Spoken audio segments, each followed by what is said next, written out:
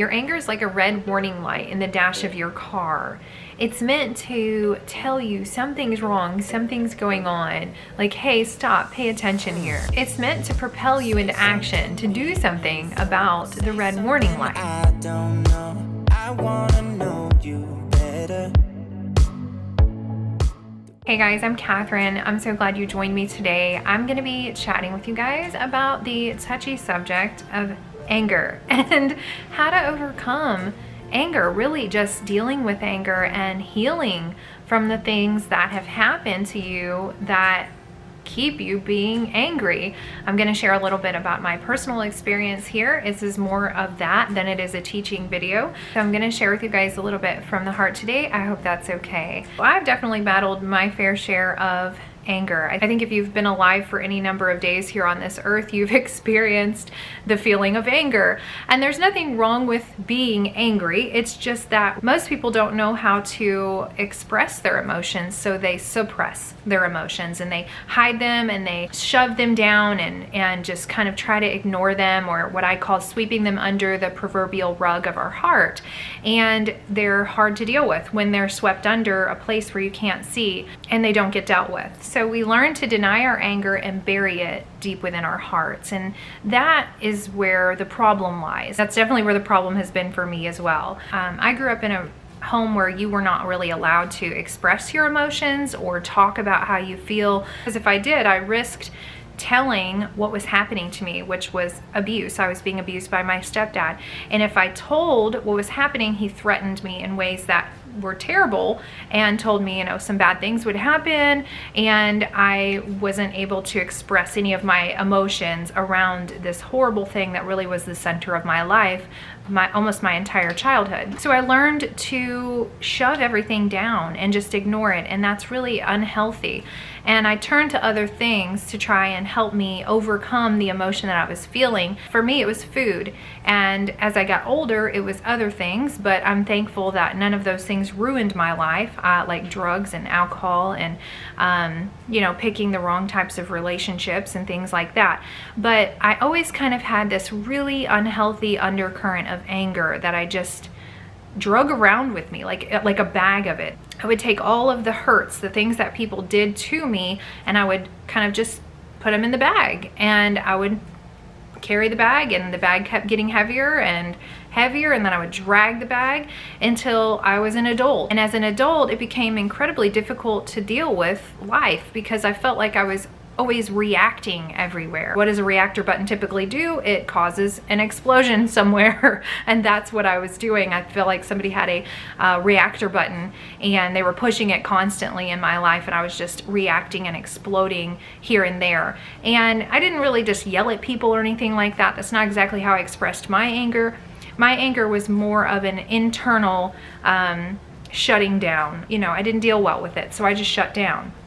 Or I would be short and snippy with people because I was just miserable. I remember whenever I was a young adult and I started working, that people would say to me, gosh, when I first met you, I thought you were such a bleep, and call me terrible names. And I thought, that's not very nice. But the truth was, it was because I always had this wall of anger. Like I was ready to fight at any time. Like, what'd you say about me? Type of attitude. And I just kind of felt like that was my protective shell. I used anger to protect myself. Deep within my heart of this unresolved anger was deposits of a critical spirit. I was very critical of others. I was incredibly critical of myself. I didn't recognize it was because I was angry. As I've studied this emotion, I've realized that's exactly what I was doing. And I also battled with things like bitterness and depression, among other things. Prolonged anger just fans the flames of bitterness and unforgiveness. And I really carried that bag around with me for so long that I had a huge list of people that I refused to forgive. And I was bitter and I was angry at everyone and everything, including myself. And unresolved anger is like this barrier, not just between you and others, but it's a barrier between you and God. It causes this rift between you where there's this space and you can't quite seem to get close, but you don't know why. And it damages your body, it damages your relationships, and it damages your emotions. Having unresolved anger can actually lead to a lot of physical symptoms like headaches, high blood pressure. And I thought, whoa, when I first figured that one out, I was like, that's probably where my high blood pressure comes from for sure, is unresolved anger, because there's no actual medical reason why I battle with high blood pressure, but also things like heart disease, insomnia, intestinal disorders. There's so many other things that are, you know, physical symptoms of holding on to anger that you're just not willing to deal with, or unforgiveness that you're not willing to deal with. So some of the emotional symptoms that I was battling, like I said earlier, was like anxiety, bitterness, fear, and insecurity. And then there's also spiritual symptoms of holding on to anger, like a loss of confidence, a loss of energy. And for me, it was a loss of freedom. And what I mean by that is I was so bound up, I became a prisoner of my own emotions, and I was unable to serve God freely. I also had a loss of perspective, which allowed my emotions to distort my thinking. So I had to eventually just say, okay, like I've got to look at what's going on here if I want to be free from this. I was miserable with myself, and I didn't want to be miserable with myself anymore. So I decided, okay, I need to do something about this. If I want to see change in my life, and I did, then I had to change something in my life. And that's what I did. But it wasn't an easy process. The process of healing and the process of looking at those emotions was not easy. And it wasn't something that I was like jumping for joy to do, but I knew it was necessary. Looking at the buried feelings of the past can be painful, so it just seems easier to just stay angry. But uprooting your anger takes perseverance. It takes that like, no, I'm gonna do this no matter how hard it is decision in your mind. So when I first started my journey to releasing the anger, it didn't start with releasing the anger. It actually started with looking at the bag of unforgiveness that I held onto. I had to pull out the people in there that I was holding on to unforgiveness towards. And that included people that abused me, people that abandoned me and hurt me. And it wasn't an easy task because I felt justified to be angry. And I thought if I let go of the anger, then I was saying what they did to me was okay. And it wasn't okay, but I had to realize forgiveness doesn't mean saying it's okay. It just means releasing my grip on the control that it had on me emotionally, releasing my grip saying, it's not up to me what happens to them, it's up to God. So holding on to unforgiveness ultimately is like drinking poison and expecting the other person to die. Holding on to unforgiveness doesn't change what happened, and it's probably not even gonna make that person sorry to begin with. So I had to recognize that it's not helpful for me at all. Like I really thought it was, but it really wasn't. So in order to start the process of forgiveness, I had to really just write down every single person's name that I held onto in that bag and say what they did to me, how that made me feel, and then release it to God one by one. And it was a process, and it took time, and it wasn't fun. And there was times when I would do it and forgive that person, but then pick it right back up like the next day. So I realized that holding on to all that unforgiveness and all that anger and trying to just shove it away and trying to ignore it was leading me ultimately to battle with emotional eating.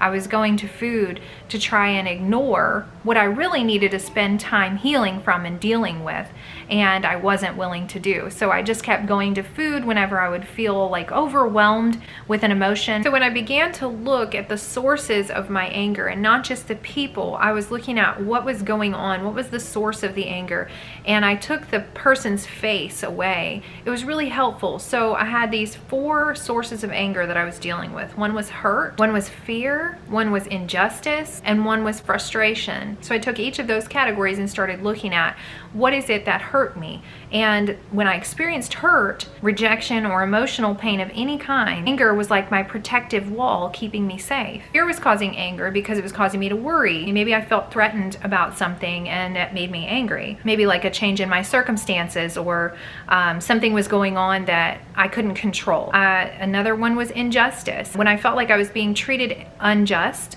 I felt angry and I wanted to hold on to the offense. So then anger just took root in my heart.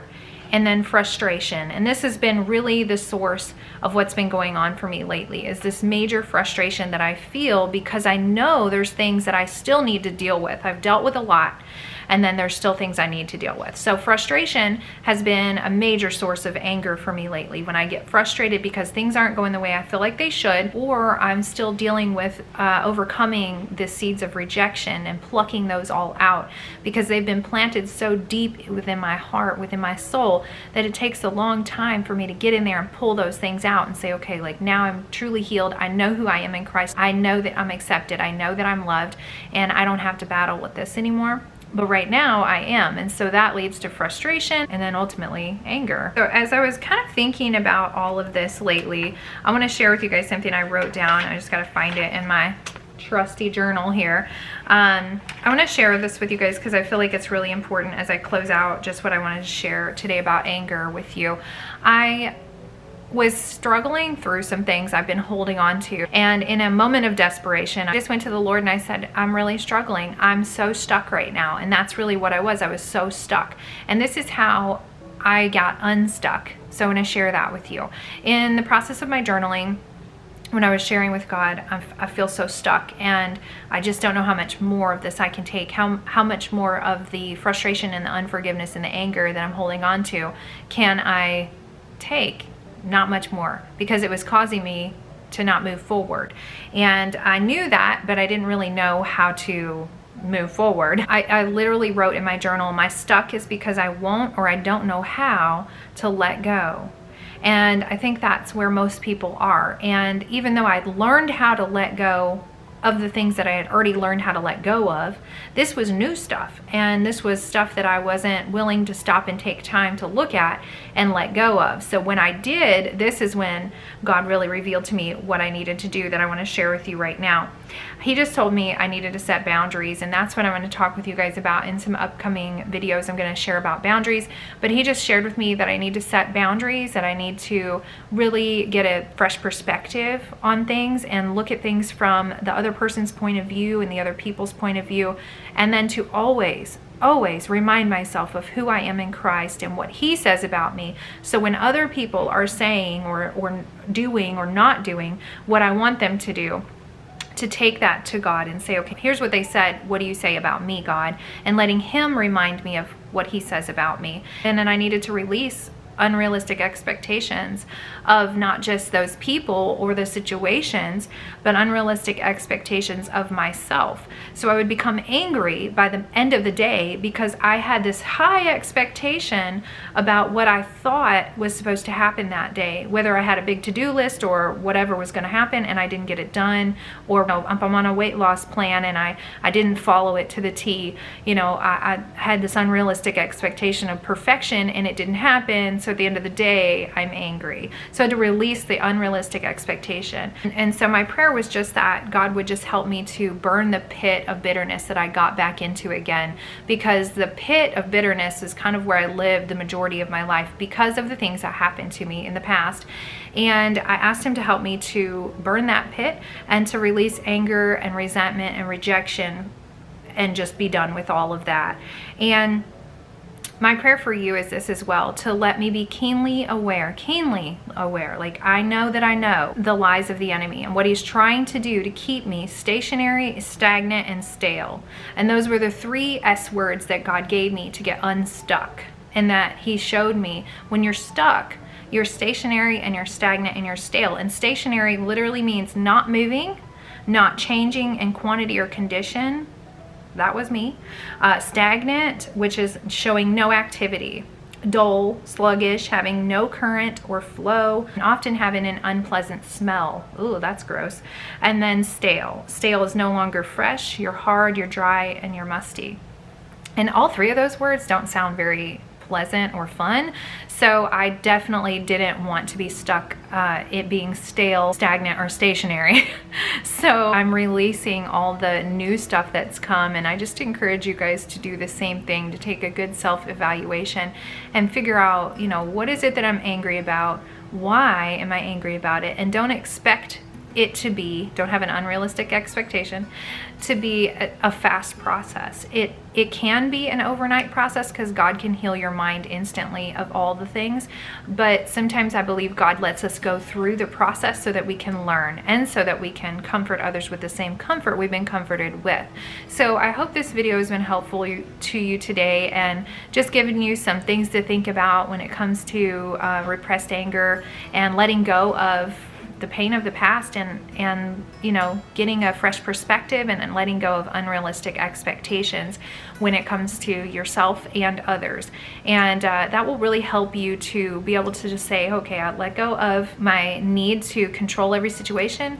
I let go of my need to make things the way that I want them to be. And if they're not that way, or if someone doesn't consider me, then I'm angry, stuck in this cage of feeling, you know, stuck. And well, when you're in a cage, what are you? You're stuck. So that's really what I felt like I've been battling for the last year. And it stemmed from so many things that happened in childhood and that I had not quite been able to release yet. So life is definitely a journey. It's a process, and it's not something that we get to the end of unscathed or unhurt by. And there's going to be pain. There's going to be things that come that we aren't so excited about. There's going to be things that come that don't make sense and that hurt us. That's part of life. But the other part is learning how to deal with those things when they do happen, learning how to process those in a healthy way, and learning how to stay free and stay out of the cage and the chains of bondage when it comes to our emotions, because emotions should not rule our life. They're just part of our life. So we shouldn't live by our emotions, by what we feel, but by the truth and the word of God and what he says. If you found this video helpful today, please give it a thumbs up. Leave me your thoughts and your comments down below, and I just look forward to talking to you next week, where I'm going to share with you a lot more about my story. I'll talk to you soon.